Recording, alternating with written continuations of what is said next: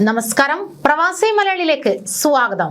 കഴിഞ്ഞ ദിവസം മുതൽ സൗദിയിലെ പലയിടങ്ങളിലും കനത്ത മഴയും മഞ്ഞുവീഴ്ചയും ഉണ്ടായതായി റിപ്പോർട്ടുകൾ. തബൂക്കിലെ ജബൽ അൽ ലൗസിന്റെ കൊടുമുടി പൂർണ്ണമായും വെള്ള പുതച്ചിരിക്കുകയാണ്. പാതയോരങ്ങളിലും കുന്നുകളിലും മഞ്ഞു മൂടിയത് കൗതുകമായിരിക്കുകയാണ്. പ്രകൃതി ഭംഗി ആസ്വദിക്കാനും ചിത്രമെടുക്കാനും കുട്ടികൾ ഉൾപ്പെടെ പ്രദേശവാസികൾ പുറത്തിറങ്ങുകയും ചെയ്തു. ദൂരപ്രദേശങ്ങളിൽ നിന്ന് വരെ കാഴ്ച കാണാൻ ആളുകൾ എത്തുകയാണ്.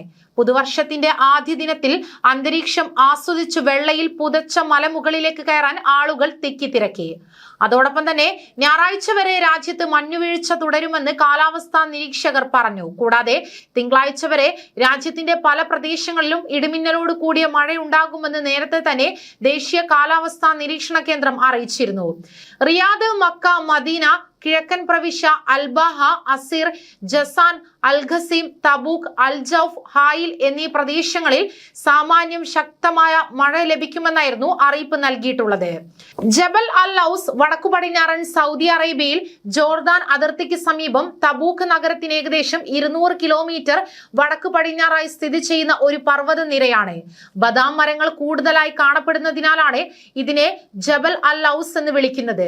ബദാമിന് അറബി ഭാഷയിൽ ലൗസ് എന്നാണ് പറയുക. മഴക്കെടുതി മൂലം അപകട സാധ്യതയുള്ള മിക്കയിടങ്ങളിലും ദ്രുത സുരക്ഷാ സേനയും പ്രതിരോധ ടീമിനെയും വിന്യസിച്ചിട്ടുണ്ടെന്ന് general directorate of civil defence അറിയിച്ചു. ഏത് അത്യാഹിതങ്ങളോടും വേഗത്തിൽ പ്രതികരിക്കാൻ സേന സജ്ജമാണെന്ന് ഔദ്യോഗിക വക്താവ് കേണൽ മുഹമ്മദ് അൽ ഹമദി പറഞ്ഞു. അപകട മേഖലകളിൽ നിന്ന് മാറി നിൽക്കാനും അതാത് സമയങ്ങളിലെ സിവിൽ ഡിഫൻസ് നിർദ്ദേശങ്ങൾ പാലിക്കാനും അദ്ദേഹം ജനങ്ങളോട് അഭ്യർത്ഥിച്ചു. സുരക്ഷ സംബന്ധിച്ച് വാർത്താ മാധ്യമങ്ങളിലൂടെയും സാമൂഹ്യ മാധ്യമങ്ങളിലൂടെയും വരുന്ന അറിയിപ്പുകൾ ശ്രദ്ധിക്കണമെന്നും അദ്ദേഹം പറഞ്ഞു.